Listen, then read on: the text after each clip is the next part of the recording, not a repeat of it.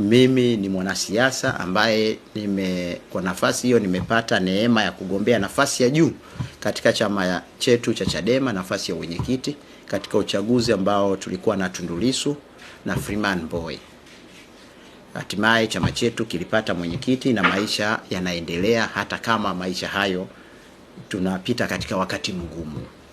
Lakini kwenye siasa nyakati ngumu huhitaji watu wagumu na majawabu magumu. Mimi kwanza niseme Jaji Warioba ni mzee wetu, na kwa nchi nafikiri kwenye umri sasa ambao waliotumikia nchi hii kwa umri wake nafikiri ni wachache wamebaki. Wapo na kina Marichela na nini.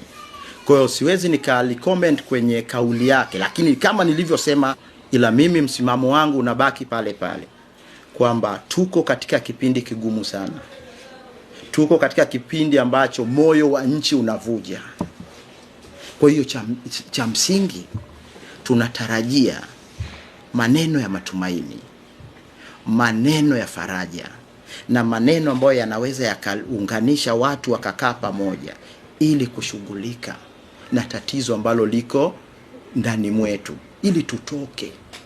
Tunataka tutoke hapa.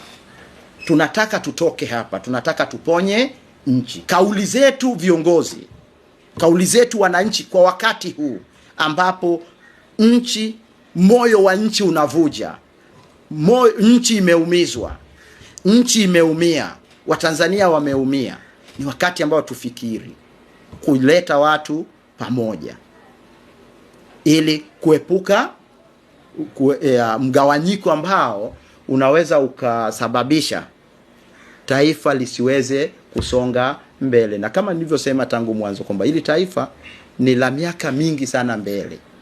Sisi wenye umri wa miaka 40 na sisi tulioko hapa wengine wana miaka 30, 20 na bado mna miaka 50, miaka 60 ya kuweza kuishi. Kwa hiyo taifa hili aliishi leo. Yaani tukio lililotokea Oktoba 29 halimalizi hili taifa leo. Taifa la Tanzania lipo leo, sasa na kesho, na wengine, na sisi wengine tutakuepo na tutawapokeza na wengine watakao kuja. Kwa hiyo hebu macho yetu kwa sasa hivi mimi tuelekeze kwenye namna gani ambavyo tutakuwa na Tanzania ya miaka 200 huko mbele. Linatutegemea sote.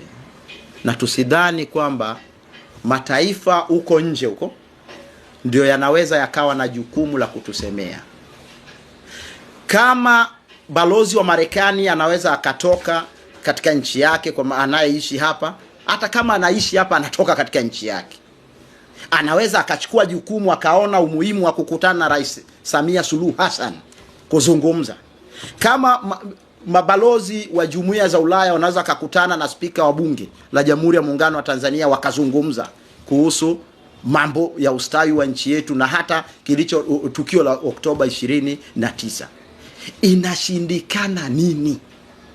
Viongozi wa vyama vya siasa ambao ni wa Tanzania, ni watoto wa Tanzania, wananyonya, wanalishwa, wanafaidi maziwa na asali ya nchi hii, wanashindwa nini kuchukua hatua ya kukutana? Viongozi wa vyama vya upinzani wanashindwa nini kuchukua hatua ya kuweza kupeana mikono na Rais wa Jamhuri ya Muungano wa Tanzania kwa niaba ya serikali kuzungumza?